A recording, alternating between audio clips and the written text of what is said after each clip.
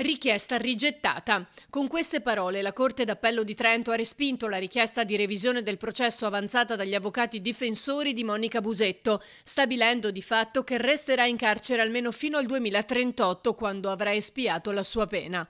Parole che sono arrivate come una doccia fredda, spiega uno dei due legali della donna che si è accasciata sulla sedia dell'aula. È rimasta senza parole, non ha detto molte parole. Gli abbiamo detto che appunto faremo ricorso, ma questo vuol dire che passerà almeno un altro anno. Eravamo sicuri anche noi del contrario, leggeremo le motivazioni che verranno depositate entro 90 giorni da oggi e poi sicuramente faremo ricorso per Cassazione perché eravamo convinti anche noi che il conflitto tra i due giudicati ci fosse già solo dai due capi di imputazione.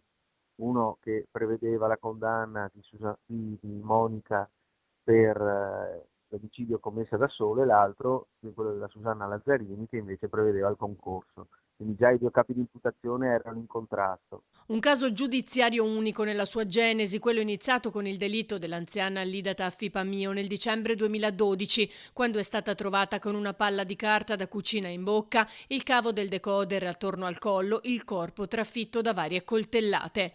Per quel delitto l'ex operatrice sociosanitaria Mestrina, oggi 61enne, è stata condannata definitivamente a 25 anni dalla Corte d'Assise d'Appello di Venezia.